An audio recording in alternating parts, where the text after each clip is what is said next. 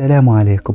الفيلم ديالنا كيبدا مع ايرين وهو واقف كيتامل في السور اللي داير بالمدينه، وغيجيو صحابو يضحكوا معاه وغيخلعهم وغيبقى يضحك عليهم، وشويه غيطيح في الارض وميكاسا غتعاونو باش ينوض.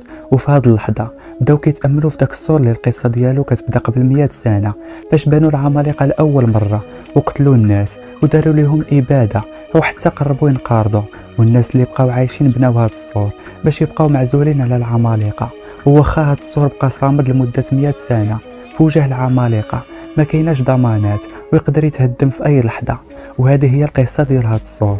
ولكن إيرين قنط لداخل وكان الحلم ديالو يكتشف شنو كاين مور السور، ويشوفوا البحر والجبال والدنيا كي دايره، حيتاش كيحسوا بلي شبابهم ضاع وسط الحيوط. ولكن في داك السور الجيش هو اللي محكم في المدينة، وهما اللي كينظموا الطريقة ديال العيش، بحيث الفقراء في السور الأول واللي قريب للخطر، والطبقة المتوسطة في السور الثاني واللي لاباس عليهم في السور الثالث واللي كيتعتبر من أكثر البلايص أمان.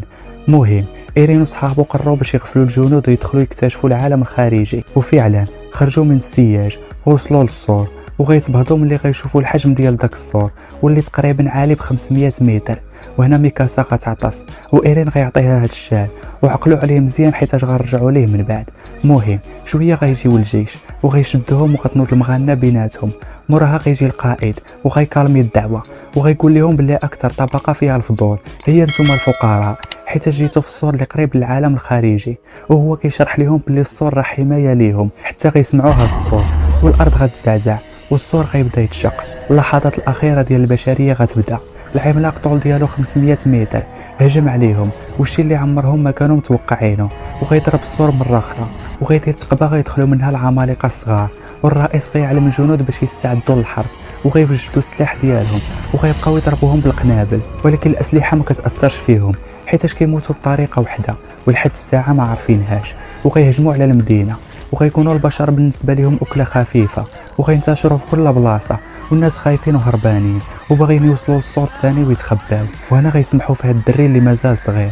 غتشوفوا ميكاسا وغتمشي تعتقو، وإيرين غيدفعوه بالزحام وغيدخل الباب.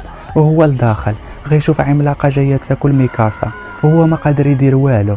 وفي اخر لحظه غيفتح الباب، ولكن العمالقه غتهاجم الكنيسه وغياكلوا الناس لداخل.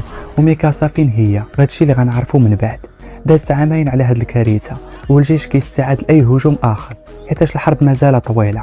والقائد غيشرح لهم الاراضي اللي دخلت عليها العمالقه. الجدار الاول مشى وهو اللي كانوا فيه المزارعين، وبقى غير السور الثاني والثالث. وهذا الشيء علاش الماكله قلالت وخاصنا نقاوموا ونرجعوا الاراضي ديالنا. وهانجي غتشرح لكم الاسلحه اللي صنعناها للحرب.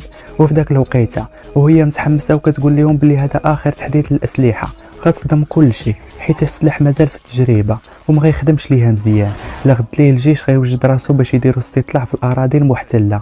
تسناو حتى طاح الليل ودخلوا من واحد الفتحه، وهنا غيستغربوا فاش لقاو البقر عايش. كيفاش زعما العمالقه كياكلوا غير بنادم؟ وهاد البنت غتسمع الدري صغير وهو كيبكي وغيمشيو باش يعتقوه. وفاش وصلوا للبلاصه اللي جاي منها الصوت غيلقاوه دري صغير ولكن ديال العمالقه. شافهم وتخلع وبدا كيغوت. وغيجيو العمالقه وغتبدا المجزره.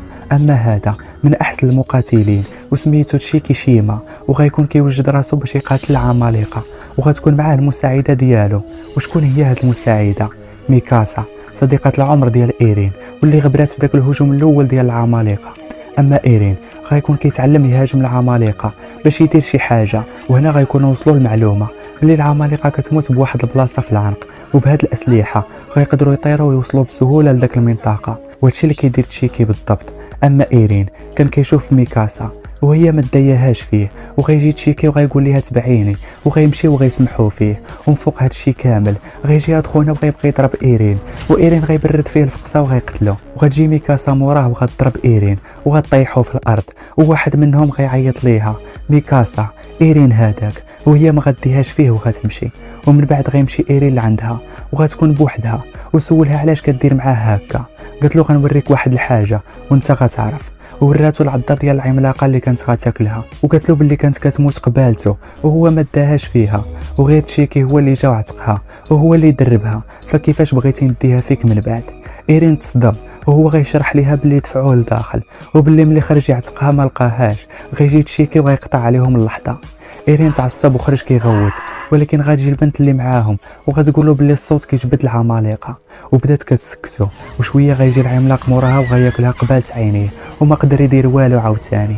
اما ميكاسا غتكون بدات كتقتل في العمالقه واحد بواحد، وشيكي غيكون كيعاونها، وكانوا من اقوى المقاتلين. اما هاد البنت في المحاوله ديالها الاولى غتموت بحال شي بعوضه، اما هادي خدات الطوموبيل ديال المتفجرات وغادات تنتقم من الصديق ديالها اللي مات من قبل العمالقه، ولكن قتلات غير راسها حيت العمالقه ما كيموتوش بداك الطريقه، والعمالقه كيقاتلوا في الجنود. وايرين كيحاول يدير شي حاجه، واخيرا غيخدم السلاح ديالو وغيطير حتى هو، ولكن مازال ما كيتقنش الطريقه، وصحابو غيتبهضوا فيه حيتاش ما عمرو خدم السلاح. وايرين تشجع وقدر يقتل اول عملاق في حياته، ولكن الثاني غيرميه بعيد، وصاحبو ارمين غيشدو العملاق وغيبغي ياكلو. وايرين كيشوف ارمين قريب يتكال وكيحاول يشد في اي حاجه باش ما يطيحش، وفي اخر لحظه غيجي ايرين وغيخرجو من فم العملاق وغيطيح في بلاصتو. وهو فاش كان فكرش العملاق غيلقى البنت اللي كانت معاه في الاول وغيغوت وسط العملاق. ارمين غيمشي عند ميكاسا وغيقول ليها هادشي اللي بقى من ايرين. ميكاسا تقهرات عليه ومشات باش تنتقم، وقتلات شحال من عملاق في طريقها حتى خسر ليها السلاح وطاحت في الارض حدا داك الشا اللي عطاها ايرين في الاول. واش عقلتو عليه؟ شويه غيبان العملاق اللي قتل ايرين وهو غياكلها، غيبان بحال الا باغي يبوع، وعلى غفله غتبان واحد اليد خارجه من فمه وغينفجر العملاق، ولكن غيخرج منه عملاق اخر. وفي المشهد كلشي تصدم ليه وغيبدا يهاجم العمالقه، ويدو اللي تقطعات بدات كترجع عاوتاني. ومن هنا غنعرفوا بلي هو ايرين حيتاش هو اللي تقطعات ليه يدو فاش كلاه العملاق، وبقى كيقتل في العمالقه واحد بواحد. وخا العمالقه بزاف قدر يقتل الاغلبيه، وحيتاش كان عارف النقطه ديال الضعف ديالهم صحابو شكوا فيه باللي هو ايرين، والعمالقه اللي بقاو غادي يهربوا.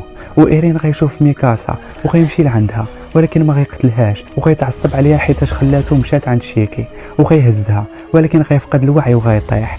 وغيمشيو يشوفوه صحابو، وميكاسا قالت لهم خليوه انا اللي غنعتقه. وغتفتح نقطه الضعف ديال العملاق وغيخرج ايرين اخيرا بحال الا عاد زاد. وميكاسا كيبان في عينيها باللي مازال كتبغيه، وتشيكي مراقبهم من بعيد وكان فرحان لايرين حيتاش ما ماتش. وايرين غيفتح عينيه باش يكمل لكم الحكايه في الجزء الثاني. السلام عليكم.